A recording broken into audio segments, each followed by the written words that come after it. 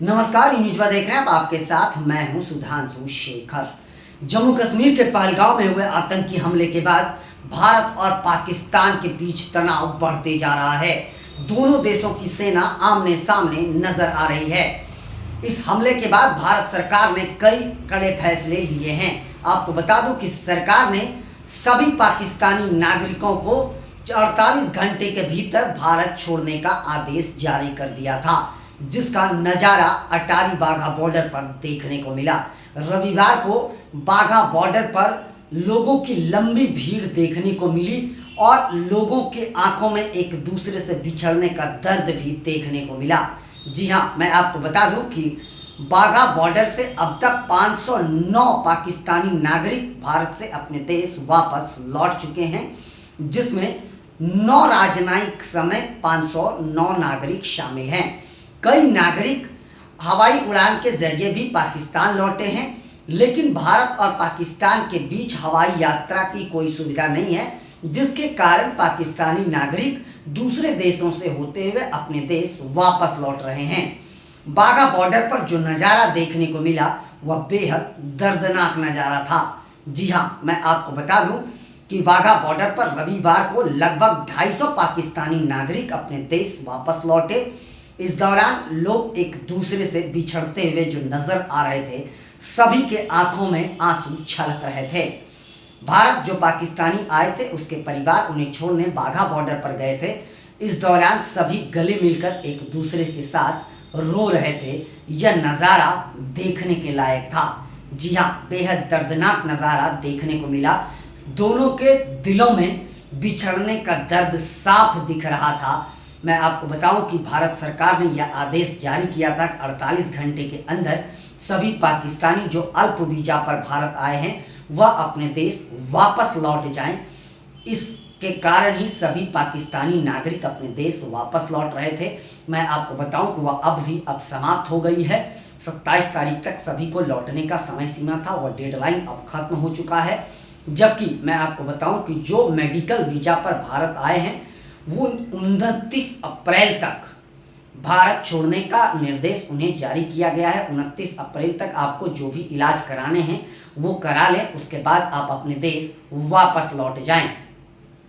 गृह मंत्रालय ने यह भी आदेश जारी किया है कि जो दीर्घ वीजा पर आए हैं, लंबे समय के वीजा पर आए हैं, उसके साथ कोई समझौता नहीं होगा, उसे किसी प्रकार की कोई परेशानी नहीं होगी। लेकिन जो लोग अल्प वीजा पर भारत आए थे वो लोग अपने देश पाकिस्तान वापस लौट गए।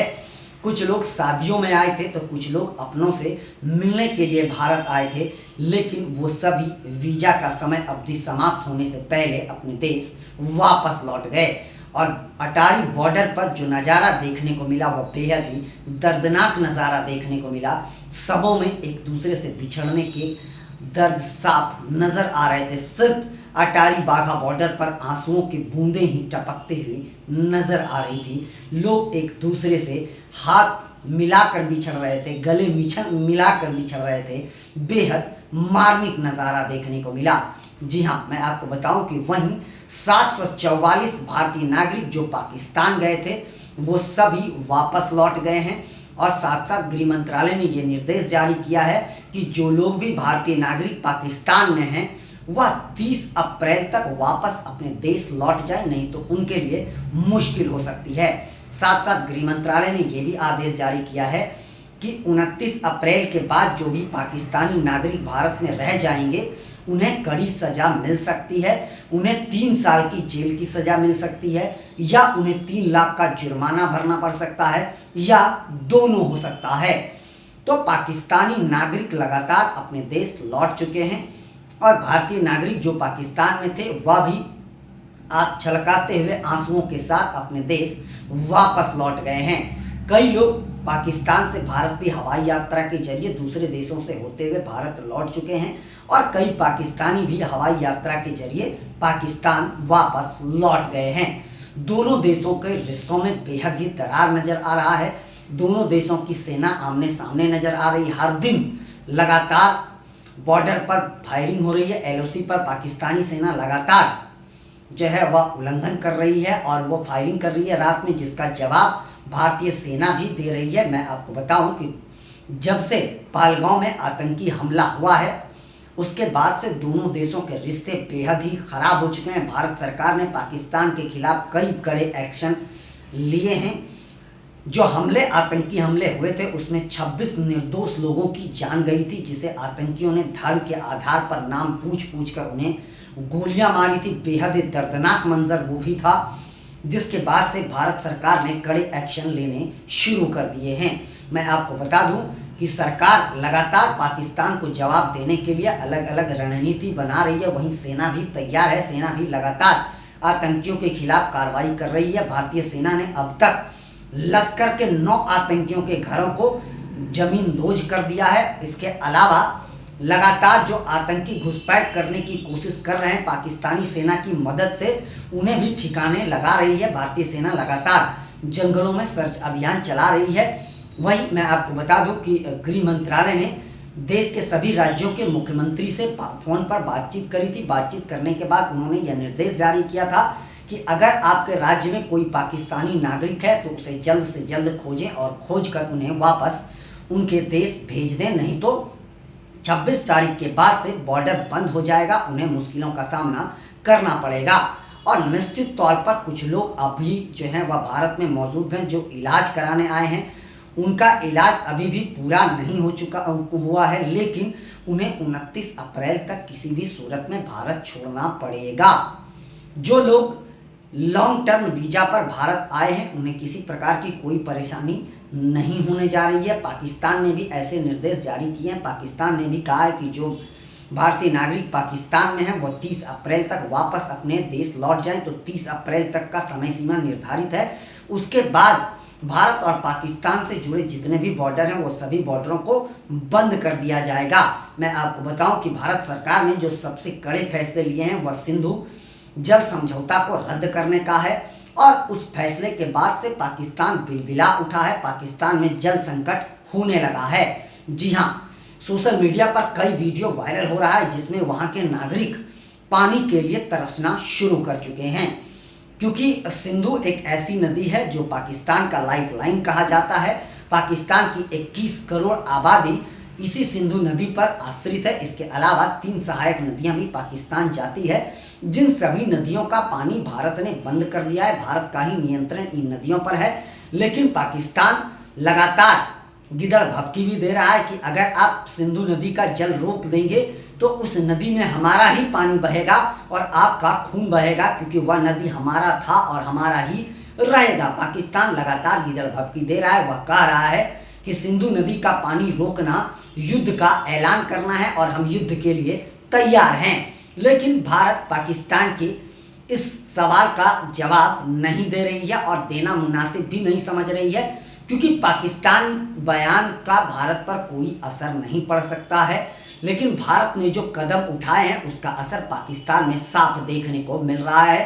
पाकिस्तानी नागरिक लगातार जो वीडियो सामने आ रहा है उसमें यह कहते नजर आ रहे हैं कि हम भूखे मर जाएंगे, हमारे पास एक बूंद पानी नहीं होगा। तो पाकिस्तान में लगातार अब पानी की किल्लत होनी शुरू हो गई है। 1-2 महीने के भीतर पाकिस्तान के हालात बेहद खराब हो जाएंगे। वहाँ का कृषि कार्य जितना भी 93% कृषि कार्य सिंधु नदी पर ही आधारित है। यानी अगर खेती नहीं होगी तो पाकिस्तान को खाने को भी नहीं मिलेगा और लोगों को इसका डर भी साफ तौर पर सता रहा है। सोशल मीडिया पर कई वीडियो इन दिनों पाकिस्तानी नागरिकों का वायरल हो रहा है जिसमें वो पानी के लिए तरसते हुए नजर आ रहे हैं।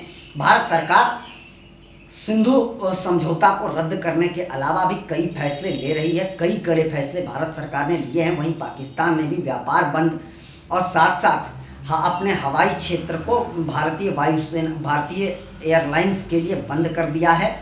तो दोनों देशों की सरकार लगातार कड़े कदम उठा रही है, लेकिन पाकिस्तान जो कदम उठा रहा है उससे भारत को कोई नुकसान नहीं होने वाला है। लेकिन अगर भारत जो कदम उठा रहा है उससे पाकिस्तान को साफ तौर पर नुकसान हो रहा है, जो दिख भी रहा है। पाकिस्तान में बहुत जल्द पानी के लिए लोग तरसते हुए नजर आ रहे हैं। एक एक बूंद के लिए तरसेंगे, इसमें कहीं कोई दो शक नहीं है, क्योंकि पाकिस्तान के जितने बड़े शहर हैं उन सभी शहरों में सिंधु नदी का ही पानी जाता है। साथ साथ जितने भी उद्योग धंधे हैं वो सभी सिंधु नदी पर ही आश्रित हैं, और जिसका पानी भारत सरकार ने रोक दिया है। जल संसाधन मंत्रालय ने यह साफ तौर पर अपने अधिकारियों को निर्देश दे दिया है कि एक बूंद भी पानी पाकिस्तान की ओर नहीं जाना चाहिए। दोनों देशों की सेना लगातार आमने सामने फायरिंग हो रही है, तो दोनों देशों में लगातार तनाव बढ़ते ही जा रहा है। पाकिस्तान के कई नेता और क्रिकेटर भी लगातार जहर उगल रहे हैं। मैं आपको बताऊं, बिलावल भुट्टो ने पाकिस्तान में सिंधु नदी किनारे जहर उगलते हुए कहा था कि इस नदी में हमारा पानी बहेगा, आपका खून बहेगा, आप सिर्फ आबादी में हमसे ज़्यादा हैं, हम किसी भी सूरत में आपसे लड़ने को तैयार हैं, जवाब देने को तैयार हैं, हमारा कौम बॉर्डर पर तैनात है और हम जवाब देंगे। जबकि पाकिस्तान को यह पता है कि भारत अगर सैन्य कार्रवाई करता है तो पाकिस्तान को कितना बड़ा नुकसान हो सकता है। पाकिस्तान भारत से अब तक 3 बार टकरा चुका है, लेकिन तीनों बार उसे मुंह की खानी पड़ी है। पाकिस्तान किसी भी चीज़ में भारत से आगे नहीं है, भुखमरी को छोड़कर। तो पाकिस्तान इन दिनों पानी के लिए बिलबिला गया है। वहीं मैं आपको बता दूं कि गृह मंत्रालय ने 48 घंटे के अंदर सभी पाकिस्तानियों को वापस जाने का निर्देश जारी किया था, लेकिन अब भी यह जानकारी मिल पा रही है कि कई पाकिस्तानी अब भी भारत में फंसे हुए हैं। महाराष्ट्र में सिर्फ 160 से अधिक पाकिस्तानी लापता बताए जा रहे हैं। वो लोग कहाँ हैं, इसकी जानकारी के लिए पुलिस लगातार छानबीन कर रही है। कई एजेंसियां लगातार इस पर काम कर रही है। आपको बता दूं कि जब से गृह मंत्रालय ने यह आदेश जारी किया था, उसके बाद से देश के सभी राज्य के मुख्यमंत्री एक्टिव मोड में नजर आ रहे हैं और वो लगातार पाकिस्तानी नागरिकों की पहचान कर रहे हैं और उसे अपने देश वापस भेज रहे हैं। तो अब भी जो लोग पाकिस्तान के भारत में मौजूद हैं वो लोग अपने देश वापस चले जाएं, लेकिन अब समय सीमा खत्म हो चुकी है। अब आपके खिलाफ कार्रवाई हो सकती है, लेकिन आप अगर अनुरोध करेंगे तो सरकार कुछ ना कुछ विकल्प जरूर निकालेगी। वहीं मैं आप बता दूं कि जो लोग पाकिस्तान में भारतीय नागरिक मौजूद हैं वो लोग भी 30 तारीख तक भारत वापस लौट जाएं, अन्यथा भविष्य में उनके लिए बड़ी मुश्किलें हो सकती है।